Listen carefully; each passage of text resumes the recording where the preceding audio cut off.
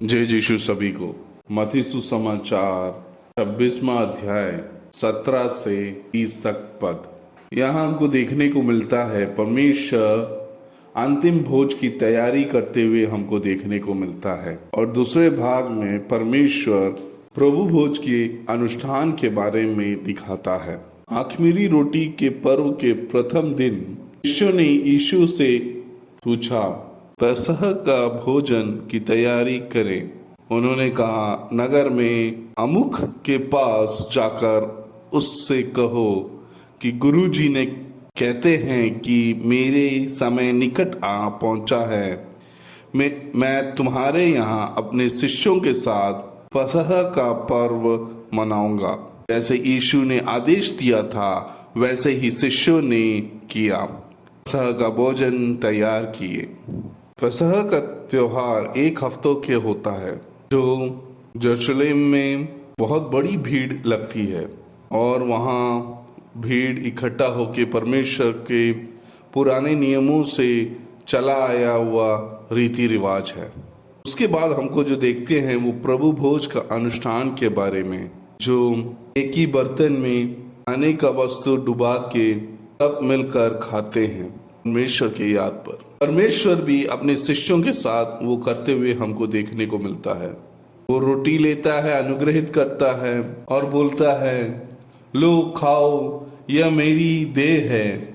और उन्होंने कटोरा लिया और परमेश्वर को धन्यवाद देकर शिष्यों को दिया और कहा, तुम सब इसमें से पियो, क्योंकि यह वाचा मेरे रक्त है, जो सब मनुष्यों के पाप क्षमा के लिए बहाया जा रहा है।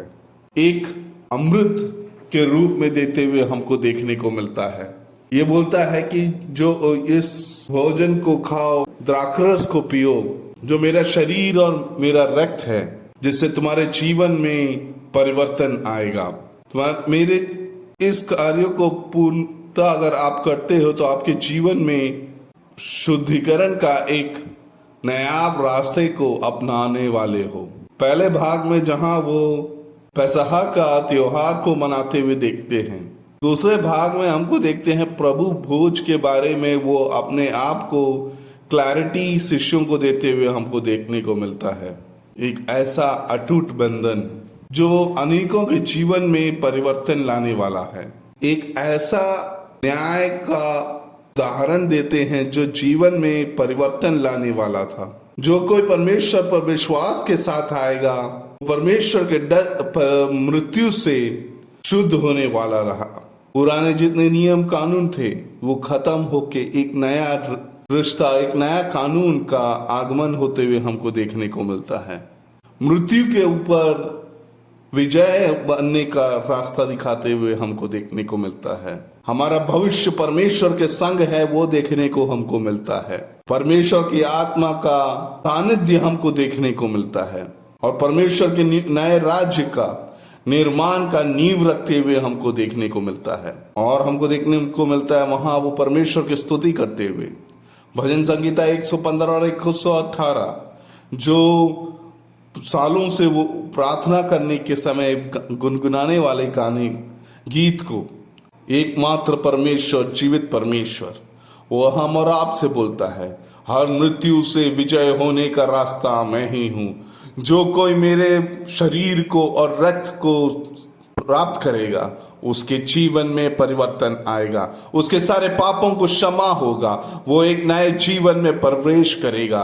वो अपने आप को धिक्कार करके, परमेश्वर को अंगीकार करके, परमेश्वर के वचनों को ध्यान देते हुए वो परमेश्वर के दिए हुए भोजन को और दिए हुए दाखरस को सेवन करते हुए अगर आगे बढ़ते हैं तो उसके जीवन में परिवर्तन होगा, हमको देखने को मिलता है। प्रभु भोज के अनुष्ठान को पूर्तिकरण देते हुए हमको देखने को मिलता है। वो अपने वहां परमेश्वर के सारे शिष्यों को मार्गदर्शन देते हुए हमको देखने को मिलता है। विजय भव का एक बड़ा नारा लगाते हुए हमको देखने को मिलता है।